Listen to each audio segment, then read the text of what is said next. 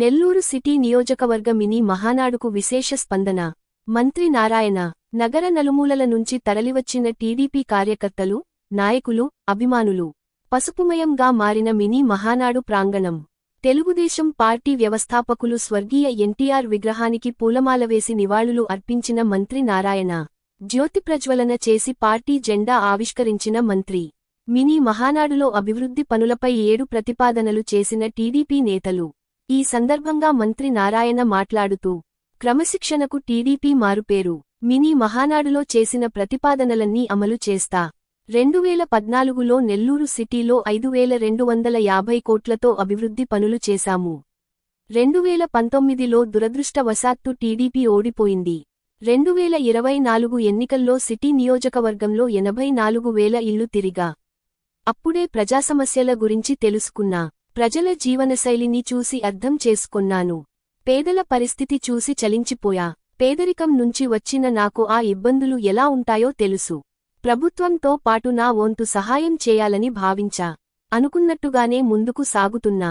2014 నుండి 19లో టిడ్కో ఇల్లు, అన్నా కాంటీన్ల ఏర్పాటు నాకు సంతృప్తి కలిగించింది. ఏళ్ల తరబడి పరిష్కారం కాని భగత్ సింగ్ కాలనీ వాసులకు శాశ్వత పట్టాలు ఇప్పించటం సంతోషాన్ని ఇస్తోంది. సిటీలో 5,000 మందికి ఇంటి పట్టాల సమస్య పరిష్కరిస్తాము. ఎన్టీఆర్ సుజల స్రవంతి ద్వారా ప్రతి ఇంటికి ₹2కే 20 లీటర్ల మినరల్ వాటర్ అందిస్తాము. 15 కోట్లతో వీఆర్సీ హై స్కూల్ను దేశంలోనే మోడల్గా తీర్చిదిద్దుతాము. నిరుపేద పిల్లలకు వీఆర్సీలో అడ్మిషన్స్ కల్పిస్తాను. సిటీలో ఏర్పాటు కానున్న ఎంఎస్ఎంఈ పార్కు ద్వారా 5,000 మందికి ఉపాధి కల్పిస్తాము. 52 కోట్లతో పంటకాలువల ఆధునీకరణ చేస్తాము. 175 కోట్లతో జాఫర్ సాహెబ్, సర్వేపల్లి కాలువల్లో పూడికతీత పనులు చేపడతాము. అమృత్ పథకం ద్వారా ప్రతి ఇంటికి కుళాయి కనెక్షన్ ఇస్తాము. ఈ కార్యక్రమంలో పాల్గొన్న మాజీ మున్సిపల్ చైర్పర్సన్ అనురాధ, మాజీ ZPTC Vijetha Reddy, city TDP అధ్యక్షులు మామిడాల మధు, రాష్ట్ర బీసీ సెల్ ఉపాధ్యక్షులు ధర్మవరపు సుబ్బారావు, కార్పొరేటర్లు, నాయకులు, ప్రెసిడెంట్లు, కోఆర్డినేటర్లు తదితరులు పాల్గొన్నారు. ఒక పార్లమెంటు గారి బాధ్యుని కాదు, రాష్ట్రానికి మంత్రిని. అయినా నెల్లూరులో పుట్టి పెరిగినందుకు నెల్లూరు గడ్డకి ఏదైనా చేయాలనే ఉద్దేశంతో ఆ రోజు ముఖ్యమంత్రి గారిని అడిగి 5,250 కోట్లు తీసుకొచ్చి ఎండ్ రోడ్స్ కావచ్చు, అండర్ గ్రౌండ్ డ్రైనేజ్ కావచ్చు, డ్రింకింగ్ కావచ్చు, పార్కులు కావచ్చు, ఎన్టీఆర్ సుజల కావచ్చు, అనేక కార్యక్రమాలు స్టార్ట్ చేశాం. నేను ఇవన్నీ ఎందుకు చెప్తున్నానంటే, ఒకటి ప్రభుత్వము ప్రజలకు సేవ చేయటం, రెండోది కార్యకర్తలు. ప్రభుత్వం ప్రజ సేవ చేయటం అంటే ప్రభుత్వం ఉంది కాబట్టి అనేక పనులు మనం చేయగలం. నేను అతి పేద కుటుంబం నుంచి వచ్చిన వాడిని. మీకు అందరికీ తెలియదు, కొందరికే తెలుసుంటుంది. మీరన్నా రేకులలో బిల్డింగ్లో ఉన్నాను. నేను పుట్టి పెరిగింది ఒక తాటాక గుడిసెలో. అలా ఈరోజు నెల్లూరులో హరినాథపురంలో ఒక తాటాక గుడిసెలో నుంచి మీకు ఎన్నోసార్లు చెప్పా, మా నాన్నగారు చదివింది 8th క్లాసు. ఆయన bus conductor, private bus conductor, RTC కాదు.